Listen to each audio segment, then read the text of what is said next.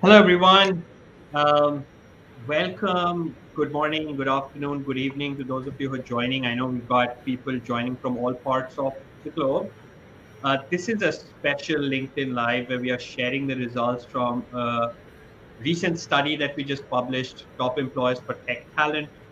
I'm Jimit Arora, partner with Everest Group, joining from the Dallas metro area. Can't really figure out as I look out the window whether the sun is deciding to come in or hide behind clouds. Normally, I would say sunny Texas, but it's a bit of a mixed bag, right? So I'm joining in from Dallas. While we get folks settled in, I see folks are joining in. I wanted to take a chance to welcome my co-panelists. But before that, for those of you who are joining in to this session, could you please type in the chat window where you're joining in from, right? And wow, I do see that one of the first folks who's responded is joining in from Nairobi, Kenya. So I was promised a global audience, and I think this is going to be pretty fantastic. Wow, that's With that, fantastic. yeah, and Carl wanted to bring you in. We have a special guest today. Carl Spruill's joining in from Alliance Bernstein. Carl, did you want to introduce yourself? Yeah, sure. Um, Hi, everyone. I'm Carl Spruills. I'm the Global Head of Technology and Operations for Alliance Bernstein. I started Alliance Bernstein 24 years ago in London. I moved to New York in 99, and I recently moved to Nashville in 2018 to open our new office. But today I am in New York City, which is very sunny. It's a lovely day here. I can see that. You can see the tall buildings in the background. I actually moved away from New York City last year after spending 10 years there, so I do miss the energy. Here's Yes. here's something Carl forgot to mention, right? Is that the reason that Carl is here, and it's a privilege in some ways to have him. As part of that study that we completed, we looked at the top employers for tech talent, how employees perceive their employers.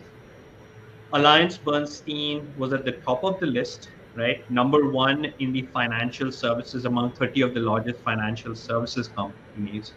And, Carl, congratulations. And we're really excited for you to be able to share your journey, your lessons with everyone.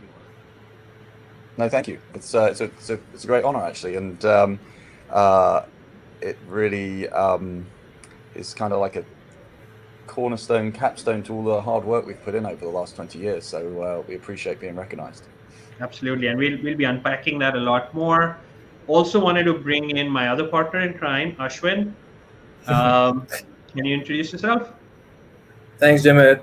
Hi, everyone. I'm a vice president with Everest Group. I am based out of Gurgaon in New Delhi, and I wish I had better weather to report, but it is a heat wave over here. I lead our overall research charter for the enterprise IT leaders, and talent has been one of the key themes that we have been doubling down over the last 18 months. So really looking forward to this discussion with Carl and Jimit. Excellent. And what's interesting to see is where all the different users are joining in from. So we had some folks from Kenya, UK, Dallas, Texas, South Africa, Colombia, um, LA, Nashville, India, Frisco up the road. I'm actually in Frisco too. Massachusetts, New York, Delhi, Virginia, Boston. Wow. Paris. Did I say Paris already? So I think we have North, South, Europe, Africa, Asia. We've got all continents covered. If we can have someone from Antarctica, that would be nice. Maybe that's where we will have to go eventually, get the penguins to code for us. But it's really a privilege to see such a global audience today. It's good to Um, see someone from Nashville, from my hometown. That's fantastic. yeah, yeah. I'm sure there'll be more folks joining in. So yeah, for those of you who just joined in, you know, put in your questions, announce where you're joining from, but this is supposed to be an interactive session. And then, put your questions in, but do let us know where you're joining from. Warsaw, Michigan. Yep. Excellent. So Ashwin, while we let the questions keep coming in and we want this to be fun and interactive, right? Can you share a bit about the journey that got us here? Right. I know we've been doing a lot of geeky stuff. Why this study? Why now? Well, Jimit, we did this study because our clients asked for it. So, so the backstory is around 3.5 months back, in February, we had three of our membership clients actually come to us and coincidentally ask a very similar question to us, right? And what they wanted to understand is that in this market where the talent war is raging for tech employees, they wanted to understand, is there a way in which they could uh, see what the external perception is, their own individual perception as an organization when it comes to being employers of tech talent. So they wanted to understand, is there a slick way in which we could baseline and tell them, hey, this is how attractive you are as an employer of technology workforce when we compare you with some of your similar peers. So we did the study for them. It was a bit customized then, but then we realized that there's a question that could be and will be in the minds of many IT and HR leaders across the globe. And that's where we chose to extend the study and then cover some of the leading companies across the globe. And that's where the journey started. And here we are. Excellent. And in some ways, I think we had some discussions where we've been talking about how talent and how the IT organizations of the future, we need to think of fitness, right? So do we have fit for purpose talent or future fit talent? In a lot of ways, this felt like the first baselining exercise you do before you get into your exercise regime. So this is the baselining effort, where you are, where you need to go, and then you bring in your personal training programs, you do cardio, weightlifting. But in some ways, this was the initial evaluation that a few of our clients wanted. Carl, you're chuckling. Any reactions to that? No, you just the way you described it. I liked your metaphor. We're in the warm up. This was the warm We are up in the phase. warm up. Absolutely, absolutely. And then Ashwin, for those who haven't seen this, given that we just launched this last week, I know in the past we've done fairly geeky things around talent availability, sustainability analysis, runway analysis, building out skills passports, right? I know this is a very different methodology. Can you share a bit more about what went into defining these rankings? What were the sources of data, etc. here? Sure, Jimit. So what we did was we looked at five different dimensions when it comes to employee attractiveness. So what you see on the left, so we have the overall employee satisfaction and their willingness to recommend their particular organization for tech workforce. We looked at compensation and benefits, and just to remind, right, this all of this is voice of the employees, voice of the market, outside in perception, right? So what was the perceived level of satisfaction with compensation and benefits and rewards, right? How was the work environment being looked at, whether employees were happy with the level of flexibility, autonomy, leadership, culture, values, all of the software elements. uh, the perceived opportunities to grow as an individual within the organization and expose themselves to different skills. And then, of course, diversity and inclusion, right? Not just in gender diversity, but cultural integration in a multi-location world. So we looked at all of these dimensions. Uh, and as we said, right, since we are gathering perception, so some of the key sources as we went through building this, we captured both qualitative and quantitative data. And then some of the leading sources were, of course, Glassdoor and Indeed. Uh, in some ways, these end up being some of the most sought after employer research portals, if you will.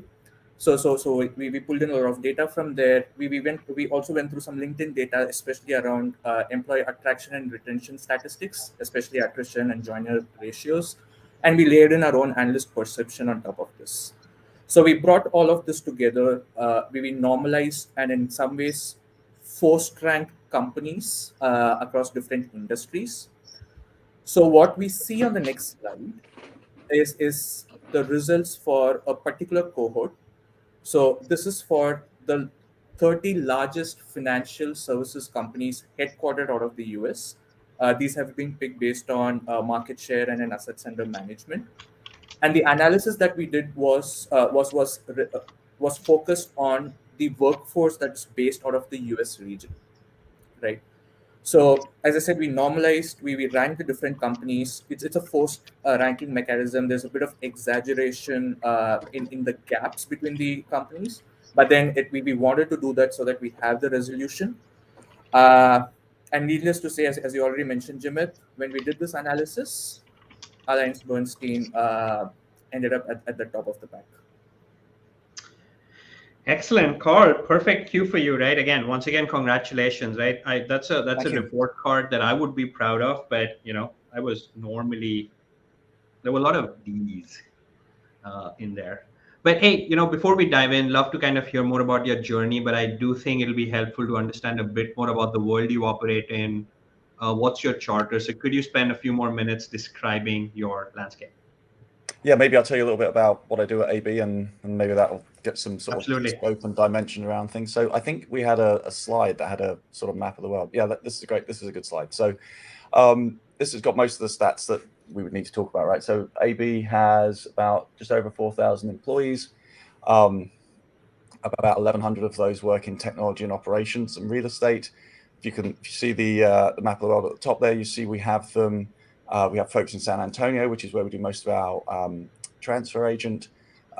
We have folks in New York. If you'd looked at this slide back in 2018, almost all of those folks that were in Nashville would have been in New York. So you could see the migration that we've done since 2018. And then we have folks in Europe and in Asia Pac, predominantly in Hong Kong. We also have another just over 1,000 folks offshore that support us in both in India and Vietnam. If you think about like the scale or the types of things my organization focuses on, first thing is just core technology infrastructure for the organization. So desktop, server, cloud, network, internet, security, all the things you'd expect to see in core technology infrastructure. We have about 600 folks focused on application development. So that's both building applications and installing and managing third-party applications that we purchase. In our business, which is asset and wealth management, we have a group of people who associate portfolio managers. They sit in this group called the Portfolio Management Group, and they really form the glue between portfolio managers who think about product level decisions and traders who execute trades and orders based on client accounts. Then I have a large operations team. They're broken up into 3 different areas. We have transfer agent, fund accounting, and then a team that is responsible for the full sort of life cycle of a trade. So everything post-trade. So settlement, clearing, reconciliation, performance, reporting, all of those types of activities. And then an area that is, one that I spend a lot of time focused on is security and business continuity. And so we focus on that, both physical and cybersecurity for the firm. And then for the last year or so, I'm sure we'll talk about this, but as the sort of virtual and online world sort of merges, really tightly with our physical workspaces, and the integration of technology in those physical spaces becomes more and more important. I've been running our real estate or managing our real estate team through the build out of our Nashville office and some other new offices we're about to open. So that's the sort of scope of what my role looks like. As I mentioned, I joined in the UK. I'm just coming into my 25th year. Had a great opportunity to move around in Alliance Bernstein. One of the things that we focus on is internal mobility, and I've had a great opportunity to try lots of different things and try them in lots of different parts of the organization. So yeah, that's what I do. That's fairly impressive, Carl. And I think what really stands out is that you've got the whole debate about tech and ops. It's been a fairly religious debate in some ways, and I know we did think through this one at some point. Where do you We'll come also out? What's your view? Are you where are you in the pendulum swing? Are you together or apart? So here's the thing: it's religion, right? And I would say that right now we seem to be on up the swing where the twain are meeting, and you do unlock synergies with tech and ops sitting together, right? And I think that's where, if I think of some of the retail banks, they seem to go through these cycles, but I do think wealth management, investment banking, cap markets are thinking about the potential to unlock a lot of value by housing them together. But Yeah. we'll come to that. I wanted to get your reaction to something. And oh, by the way, folks, hey, we've got Carl. We've got the benefit of his insight. Let's make sure we use it as extensively. Don't go easy on him. Ask him all the hard questions, and we'll try to get them across. So, first question, right? And I know you smiled. You mentioned that it was in some ways a capstone of acknowledgement. I do think it's a great achievement. You've seen it from the inside. You've grown in the organization. Yeah. So you're not an outsider who kind of came in and said, "Yeah, I'm going to shake things around." So it's been organic growth, and that's a lovely story there. What was your first reaction when you found out that AB was number one on that list? That's a good question. So my first reaction was to read it 2 or 3 times and try and digest it, get my head around it. Um, but then, I thought about it later that evening, and like I said at the start, I think it's a recognition of a lot of work we've done across many, many dimensions. And it was only when I sort of took a step back and thought, wow, we really have made a difference in how we think about our staff, how we treat them, and that's clearly come through in the research you've done. And so it was. I was very proud, quite frankly, of both where we're at and the leadership team I've got and the staff that work in all of the groups we just talked about. I was proud of the work we've done over the last couple of years. That's great. And this is an obligatory question that actually it's not an obligatory question, but I'll ask it anyway, right? We're in the analyst community. There's some folks who like to call this as, hey, this is pay for play. I'm sure they paid you for this. So there's a marketing team that's out there that's doing it. Can you comment on that? What was the degree of influence you had on our analysis? What's the commercial structure? Anything you want to comment on? Yes, I mean we don't pay for play in any way, shape, or form. We're certainly not looking for vanity type awards, and so after we saw the draft report and reached out to you guys to talk about it, I was as I said earlier, pleasantly surprised. But when we sat with you guys and you talked about how you've had the research that went into it. It was great to see that you really conducted a really independent study, and that just made me feel even better Yeah. based on the results. And we appreciate that. And there are models out there, and just like you are very particular, there was no pay for play. I wanted to call that out there as well, right? This was not a commercially motivated research where clients were getting privilege. I'm surprised that one of your first reactions wasn't Everest Group who, right? But no, we've been doing this for a while, so I'm really glad that it landed, and then our methodology proved out how this was different. So I wanna spend some time thinking about. So you said you reflected. You said, "Yep, it looks like it's a recognition of the efforts y'all have been putting in." Yeah. So before we get to those efforts, right? There's this whole conversation about this talent crisis, and then someone just commented that, "Wow, if we're really looking for penguins, we must be desperate." I think we Yeah. are.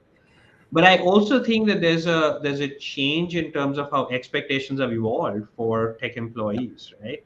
So, Yeah. what, according to you, have been some of the biggest changes in your view of the tech I industry? mean, the list is lengthy, right? I mean, I'll give you, I'll tell you, I'll give you the top 10, and you tell me where you want to dig into. So, look, I mean, I Sure. think the first thing is employees have more power in the relationship than they ever had, right? It's turned on its head. Um, and their expectations are higher on almost every dimension, right? Whether it's the place they work, the work they do, the flexibility in where and when they do it, the culture, compensation, opportunity, the opportunity you can give employees in an organization, how they're communicated with, like their sense of belonging, how they get exposed to innovation, what the sort of career progression and talent pipeline opportunities look like. I mean, literally every single dimension Everything. I can think of has changed. I mean, we can talk about any of those. I mean, maybe I'll pick one and dig a little bit more deeper into it. But when we thought about, we planned our move to Nashville we started looking for a new place to build a head office in 2017, and we made the decision to move in 18 and started building. One of our main goals there was to be an employer of choice, and one of the things that we thought would allow us to be an employer of choice was pick a location where tech talent was migrating to and build a workplace where people wanted to be. And this obviously pre-pandemic, right? So what we were thinking about then and what we think about today is slightly different. But we wanted to build an office that was just, stand out, and a place where people in Nashville would say, I want to work in that place. So yeah, that's an example of workplace. In terms of flexibility, I mean, the world is a totally different place post-pandemic. The way we've brought people back into the office is we have 3 days in the office and 2 days at home on any given week. And that means where we would have had 1,100 people in the office on average day, we have somewhere between 600 and 700. But that type of flexibility is something that we would never have considered pre-pandemic. So, I mean, look, I can talk about, I'd be interested in what the folks listening, if any of those dimensions are interesting to them, if there's one they want me to dive into, let me know, but I'm happy to talk about any of them. There's one very interesting question that did come in through chat. So again, a reminder for folks, do share your questions. But this one's coming in from Nitish. And I think this is pretty cool, right? So as you look at this, how are you working on defining and communicating purpose, right? Yeah. It is one of the great existential issues of our times and a key driver behind the Great Resignation reset, right? And I think this has been a change, especially for financial services companies, right, who've been not all about the profit, but have been somewhat profit motivated. So that balance between profit, purpose, how you're defining it, how you're communicating it. Yeah, that's a really good question. It's one that we wrestle with a lot, right? If you think about what we do at the end of the day, we manage people's money, right? And we try and help them build for a sort of better future. So at the highest level, we can connect people to that purpose. And but look, that's hard if you are a database engineer and you're far away from our portfolio management process or our sales process. So one of the things that I try and do is when we hire engineers and when we hire software developers, one of the main things I'm looking for is, can they connect to and learn our business, right? One of the things that I'm always looking to do is make sure all of our engineers and all of our software developers are applied engineers and software developers, right? I'm not looking for someone who necessarily, I want the best engineer I can find, but I also want an engineer who wants to learn what an equity swap is, or how the fixed income marketplace works, or the ins and outs of our trade processing. And so finding folks who have that ability to learn the business and partnering them really closely with the business, sitting them with the business users, back to that, where the pendulum, we talked about the pendulum earlier, is it taken up separate? Is it together? I believe it's together. Luckily, we haven't swung the pendulum very much. In the time I've been at AB, they were apart. About 15 years ago, we brought them together, and we've kept them together because I feel like there's a lot of energy wasted in sort of pulling them apart and putting them back together. And that's allowed me to connect the people who are doing the day-to-day work to the people who have the actual problems, right? So you can connect purpose at the highest level, but that's not, that's like an ideal that kind of gets you in the door. But on a day-to-day basis, you got to connect the purpose to, like, I'm writing software that's helping that person over there, right? That's making them better at their job, giving them leverage. And so that's how I try and deal with it on both a high and a sort of tactical level. Yeah, that's really interesting. So do you all use the term biz DevOps at all, or is it just another buzzword that? I don't know. Look, we try and I've been in this industry a while, right? If things get called something different every now and again. And engineering methodologies change time and time again. The couple of things that I've always stuck in my mind is, one of the thing I just said, if you're building software, get the people who are building it as close as you possibly can to the users of the software. Don't try and build it in one big go, build it in iterations. Try and keep this team size manageable. I mean, there's some basic things that if you do those, you tend to have more of a chance of success, I've found over the years. But what we call it and what the names are, and that's been called many different things over the years. But so try not to get too hung up on whatever, like, the de jure language is. Yeah.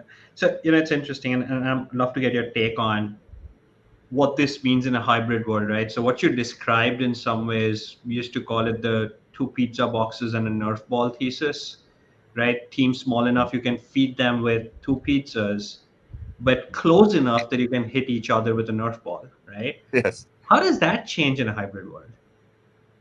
Yeah, that's interesting. I mean, so we haven't gone to a complete remote workforce, right? And we can hear from some of our staff that that's what they would like, but I still believe to do what I just said, right? To be able to be close enough to your business users, you need to be in the office with them. You need to sit next to them and sort of see the challenges they face. The second thing is our industry is, to get that understanding as a software engineer of what the business does. It's very much an apprenticeship culture. You got to sit with them. You got to be close. And so that's what drove us to this 3-2 idea. Look, we were big users of Zoom long before the pandemic. We're big users of Microsoft tools around information and sort of knowledge sharing. We're big users of chat, group chat. So we try and bring it together. But look, it's definitely something that is a challenge. It's a challenge. We have something we call H Labs. So between Alliance Bernstein and our parent company Equital, we have like an innovation lab, and each year we set a new challenge for the innovation lab. I'm one of the chairs of that lab. One of the things we're focused on in this year's lab is something we're calling virtual interactions. So virtual interactions and equality in those interactions, both in the workplace, right? So how do you deal with the fact that you might have a couple of people who are squares on the screen rather than around the whiteboard? How we deal with our clients. So you see a lot of press about in the financial advisor space that they were able to service their clients without traveling through COVID, and has that created a new normal? I think there's a big difference between sitting with a client and being a talking head in a presentation, right? And so the other part of the thing we want to study is how do we make those virtual interactions more personal? How do we use more consumer technology? How do we mix the technologies that we're using? And then the third part of that we've picked up as the metaverse, and like, what does that mean for us, and where does that go? And so we'll be starting that study Lovely. this summer. And the way we do that is we just basically throw it out to the entire organization. There's a small amount of central administration, but we ask people, would you like to be part of this study? And we get them together and we go and spend a month learning, and we spend a month kind of theorizing, and then we come up with some results at the end. So I'm looking forward to seeing where we get with that. It's certainly not a problem we've solved. And I think one of the things that we'll spend a lot of time with is not only the sort of platform vendors like Zoom, but also the system vendors and how their view is evolving. Yep. Yeah. That's interesting. I will reflect on one aspect that I know came out of the research as we were examining you all, right? I think to the employees, one of the things that they do care about is the ability to work on modern stack, Yes. new and emerging technologies, and the recognition that Alliance Bernstein was in some ways a pioneer, not a fast follower, not a late adopter, but a pioneer in at least experimenting with some of these areas, is a point of feedback that emerged from the data that we looked at. And I think the fact that you're mentioning that y'all are making metaverse company-wide initiative, I think is pretty interesting.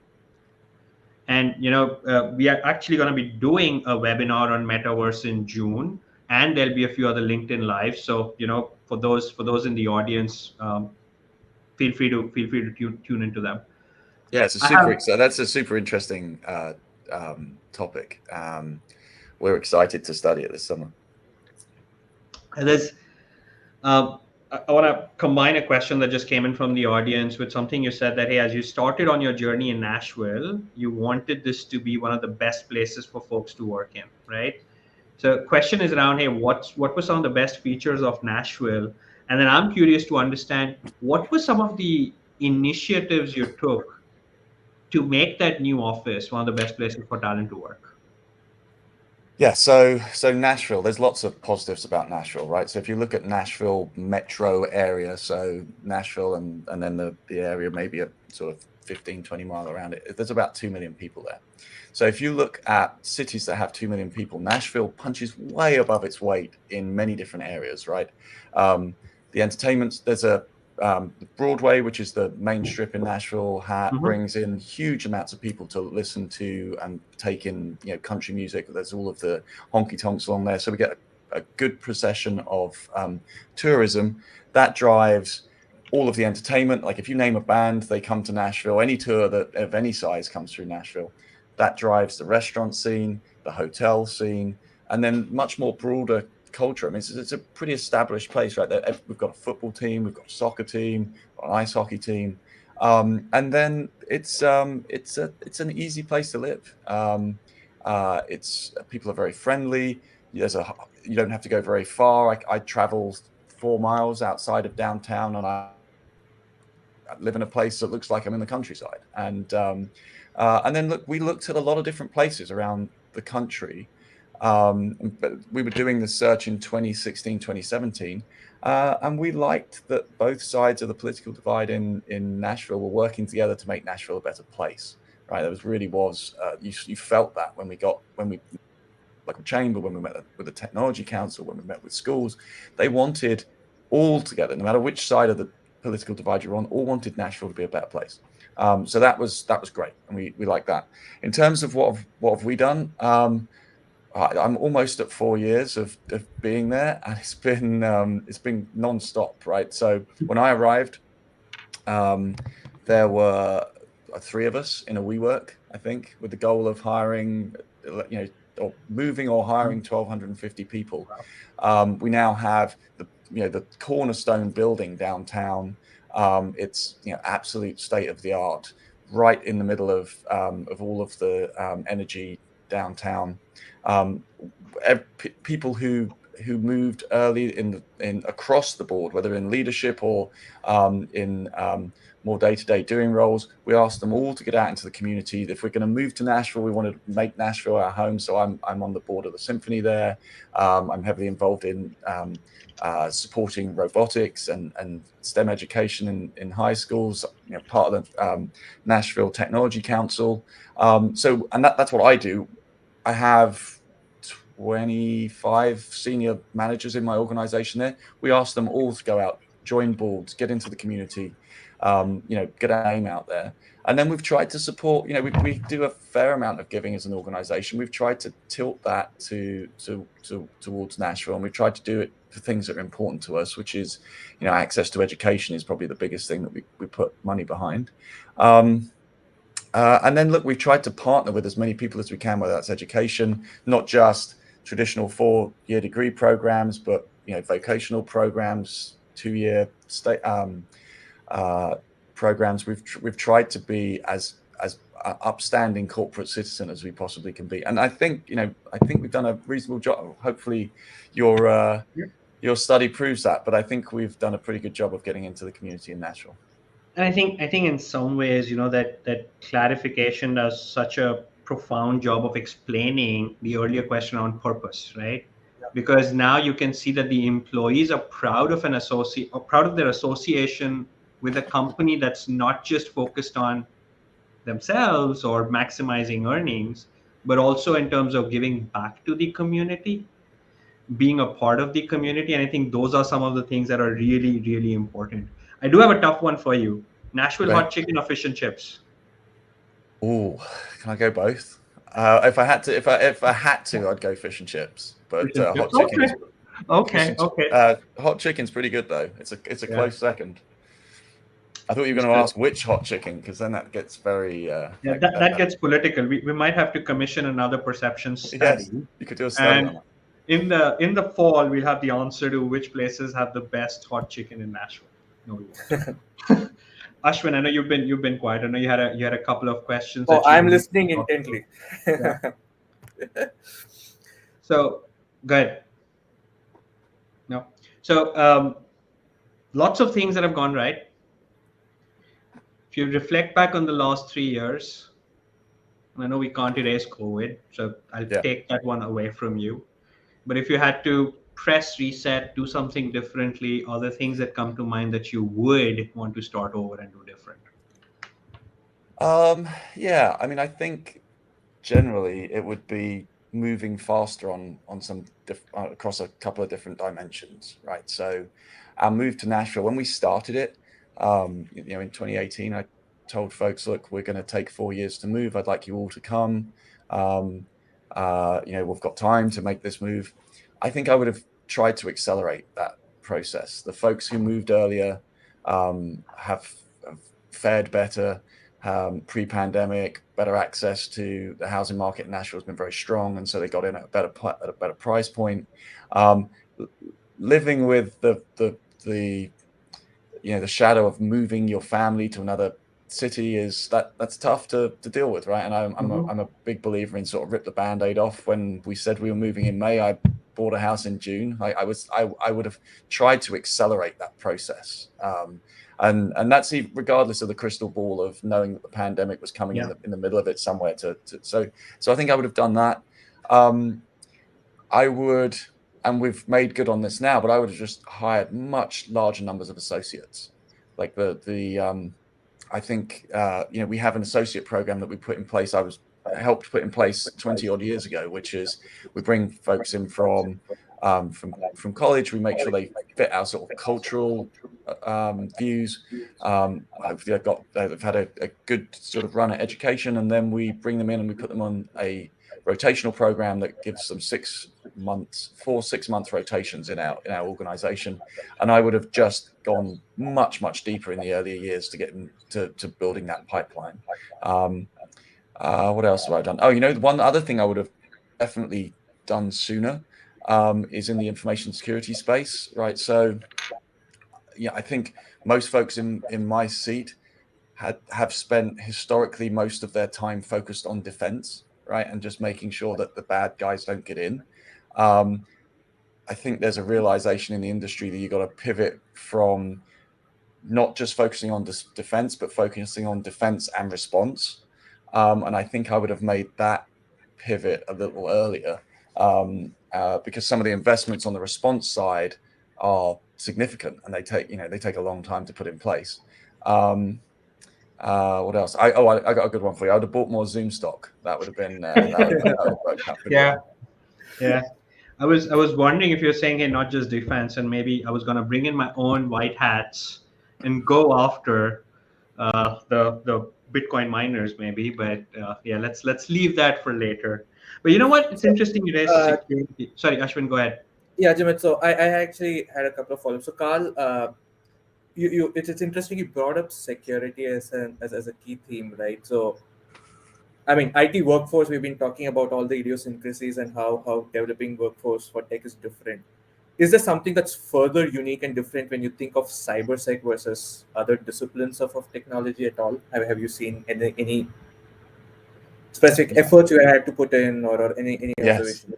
Yeah. I mean, the world's a arguably much more dangerous place and gets more dangerous as every sort of passing day, it would seem, right? And so um, there isn't I can't imagine there isn't any organization where cyber isn't like top of mind for all levels of management up to the board. And so that just makes finding those folks very difficult. And then finding them and then keeping them, not necessarily because they need to leave and go somewhere else for a better deal, but also the stress of those roles are incredible, right? My head of security went through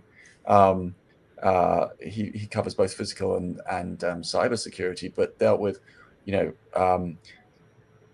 large parts of the business continuity planning for working from home, right? We had all of our response to the pandemic and making sure people were staying safe, bringing people back into the office. In the middle of that, we had a Christmas Day bombing in Nashville. If you remember that, was on the news. We had a tornado come through Nashville. Right, these are things that they're incredibly stressful to deal with, and keeping our employees safe is one of our top priorities. And so I think both finding those folks and helping them deal with the stress they're under is specific to that type of role. Yeah, I totally appreciate. There's a comment about from someone in the audience talking about how you've uh, offered some interesting perspectives on cyber. Nitish is also proposing a hot chicken index to replace the Big Mac index to determine livability of different cities. But I don't think that'll just look like a Nashville Yeah, assessment. So I don't think, Nitish, it's gonna help much. As we start to look at last 15 or so minutes, right? I want you to get philosophical, right? I want you to okay. share a bit in terms of, what advice would you give to some of the new talent that's entering the workforce, Okay, so new talent. Okay, well, or talent actually, in general, right? If you no, just no. Well, let me start with new because okay. I actually did this internally inside of AB not so long ago. We have um, our associate leadership council, which is we have bring all these associate groups in. We let them form their own leadership council, and they come to us and tell us what they need to be Mm. to be more successful. And one of them was they wanted to have sort of access to senior leaders for chats, and so I did something very similar to this. I had like 10 rules of like joining the workplace. So I won't bore you with those, um, but I would say, look, the first thing is you got to join a company. You've hit on this earlier. You got to join a company because you believe in what they do, right? It has to resonate. What that company does in the world has got to resonate with you. So I think that would be number one. Second of all, and I've asked associates this when I interview, and it's like, what part of our culture resonated with you? And if they Mm-hmm. look at me blankly, I'm like, well, you've got to go and understand what our culture is, because other than like what we do for the world, culture is gonna drive all of the people you meet, because we're trying to find people who are aligned with our culture. And if you don't know what that is, you don't know what you're getting yourself into.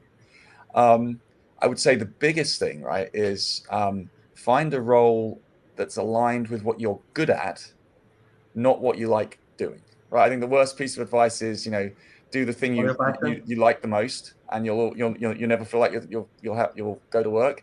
And I'm not so sure I agree with that. Like, I wanted to be a musician. I'm a terrible musician, right? But I'm a pretty good programmer.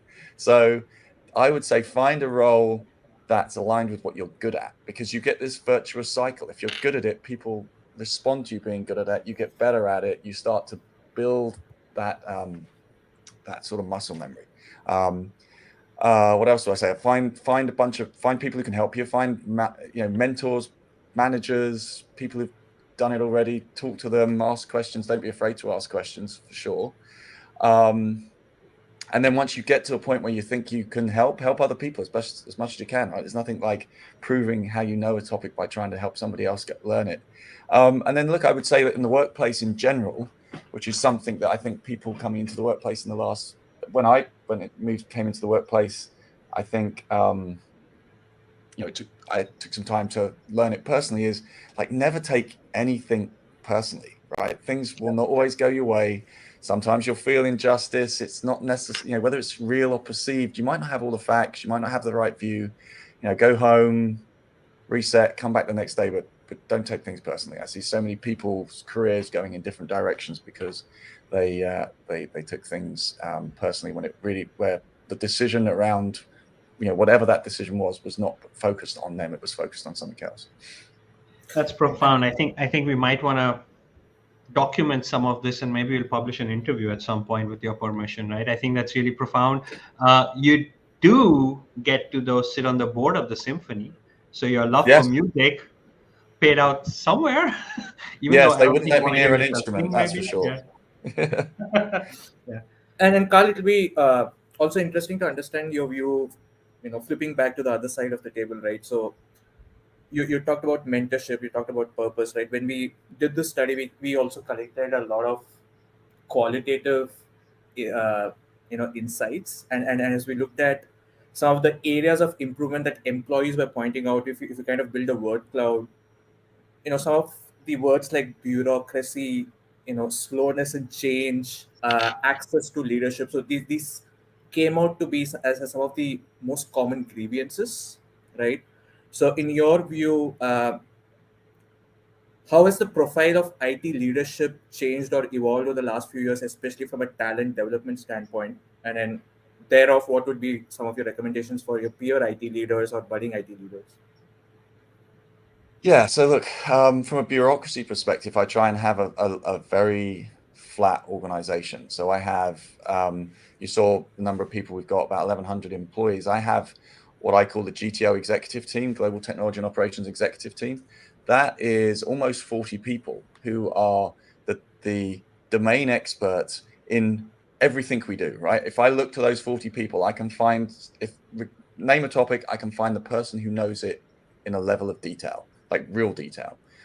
We meet on a weekly basis, and I that's my core leadership team, and I try and use that's a lot of people to work with and manage. But what that allows, I think it allows us to do, is to have a very flat organizational structure. It's one or two people away from everybody who does real work.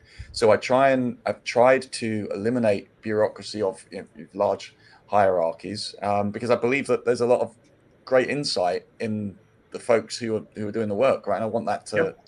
to flow up. Um, I think another thing that's changed dramatically, and COVID like rapidly accelerated this, was how we communicate with our employees, and how often we communicate with them, and the frankness we communicate with them. So pre-pandemic, I, like probably most technology leaders, would do a town hall every couple of, maybe every quarter or every 6 months. I would work on a big deck of all of our accomplishments. I'd get on a plane, I'd hit Hong Kong, I'd hit London. Everybody would get to, maybe we'd go out for a drink after, and I'd get to talk to people on a sort of episodic basis. We flipped that on its head from the very day from the start of the pandemic, when we sent everybody home. That morning, we had a Zoom webinar similar to this with all of the technology and operations folks on, and we kept that going on a weekly basis, and then dropped back to a bi-weekly basis as the pandemic went on, and we now do it on a monthly basis. But it's completely different to what we did before, right? It is, my chief of staff Rob and I will work out the messaging that we're trying to communicate. We'll spend maybe 15-20 minutes talking about that. We'll probably have someone in from a part of the business that's either had a success or is about to start on a new project. We'll talk to them, and then we'll just throw it open. We use Pigeonhole. We'll throw it open to questions, and we will answer any question. There's no moderation. If you tell us what's on your mind, and we'll do our best to answer. And I start by saying, listen, I'm going to tell you everything I know. That doesn't necessarily mean it won't change, right? And that's something that we wouldn't have done in the past, right? I'm going to be very frank and very candid. But if I'm going to be frank and candid with you, you got to be mature enough to know that I might change my mind on that, or something may change that I have to change my mind.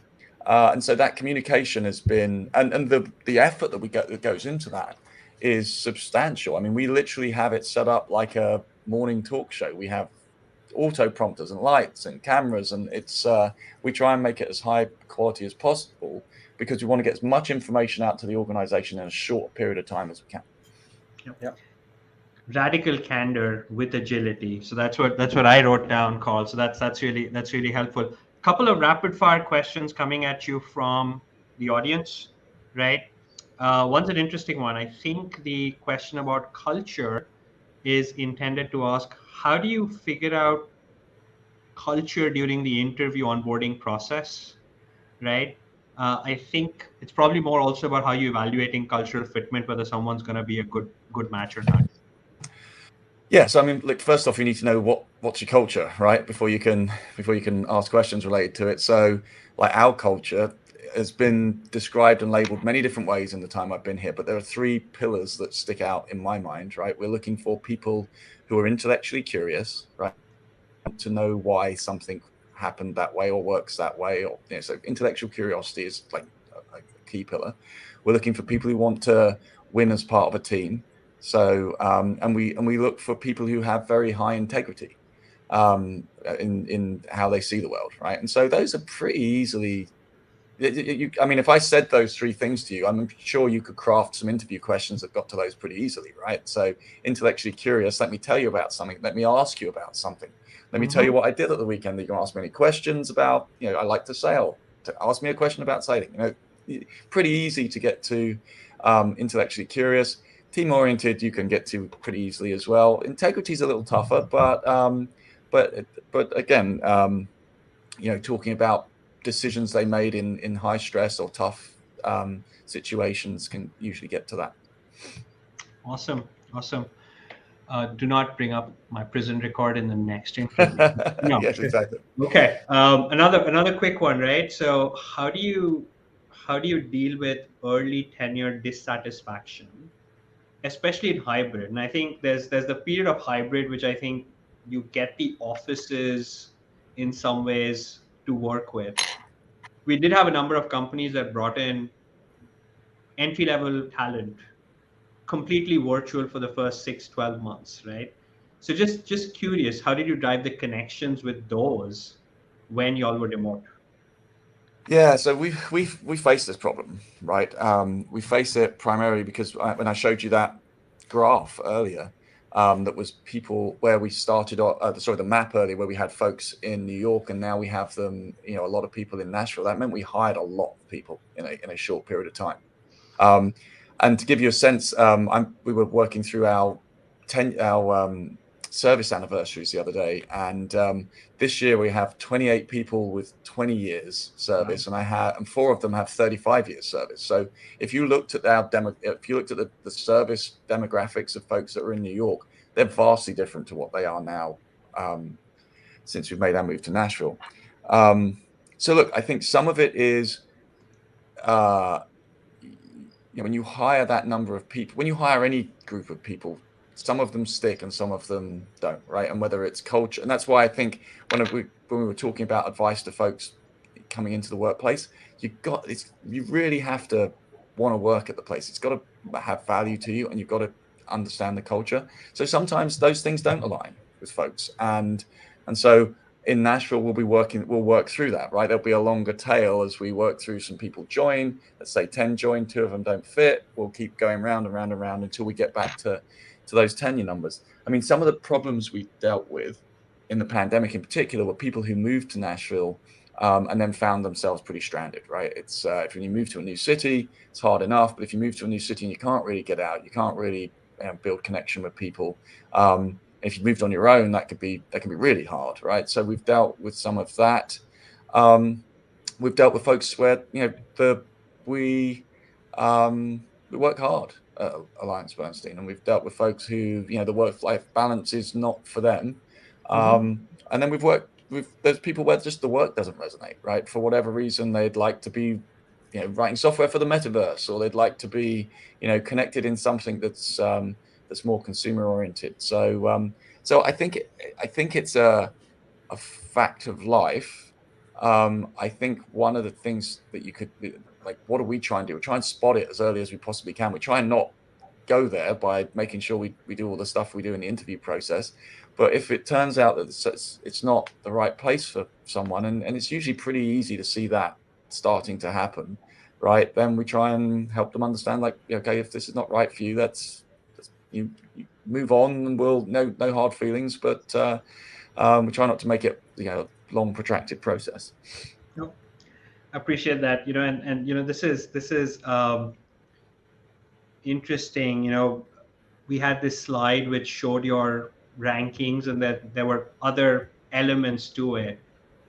One of the things that stands out is the employee satisfaction grade, right? And we're all about transparency of how we did this. We designated an A plus grade where a Glassdoor recommend to friend rating was over 93%.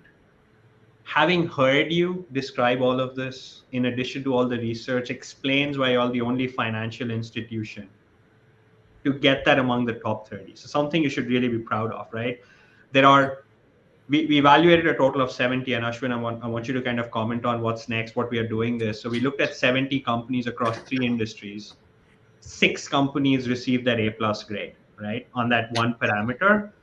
The other 4 are tech companies. There's one insurer. So I think that tells you how hard it is to live this on a consistent basis. So I'm really glad that you were here to be able to share some of these perspectives for us and for our audience. Yeah, no, Ashwin, yeah, that's great to hear. I mean, look, I think, as I was trying to describe, right, AB might not be for everybody, but everybody who comes to AB is going to be treated like an adult, given a fabulous place to work, given something intellectually challenging to work yep, on, and given the opportunity to thrive. And so we try and make sure everybody has that experience. yep. And I know we're gonna draw on time. These LinkedIn lives, I've been told there's flexibility, but I know you have a packed calendar, Carl. So I'm gonna make sure we wrap up on time here. So Ashwin, where are we going next? Right? This is exciting. I'm really Yeah. kicked about this new body of research. What's up? Yeah. So logically, we are extending this to other industries. So what we also have done is, along with this release for financial services, we also run this research for the top 20 tech services firms. So this includes both the software and the hardware tech firms, again identified by market cap. You'll be seeing some familiar names over here, but Nvidia, Intuit, and ServiceNow lead the pack in this particular industry. uh, it feels nice to be reporting results from different industries. And the third one you've done is insurance, again, an industry going through its own um, journey of digital transformation. Again, the top 20 in the US, the feedback is from employees, tech employees in the region. We have New York Life, Liberty Mutual, and Travelers at the top three. uh, Needless to say, you can expect more from us, different industry views and reprises of what we have been doing over the coming months. I'd say, Carl, as you look at this list, anything that seems surprising. As you probably saw on the previous page, the other A pluses were on tech companies. So if you just go back to so Yeah, I'm yeah. sure that's a group you relate to. I mean, I have direct experience with number one on the tech side, Nvidia. So part of one of the things that we do to try and engage our staff is and to get access to tech talent as early as possible is we mentor robotics teams. So we mentor high school robotics teams here in New York and in Nashville. And we use Nvidia's platform for graphics processing generally in those robots. So it's usually used for vision tracking and their whole CUDA suite of vision tools. They are a fantastic company. The resources that they make available both to professional developers, but also to high school students and to research students, they are an open book, and so it doesn't surprise me that they're. I was pleased to see that they were first. Yeah, and Carl, it has been such a pleasure to learn from you, to see the authenticity, to see the passion and the real pragmatic advice that you've shared with us. I'm really glad we started speaking and having this conversation.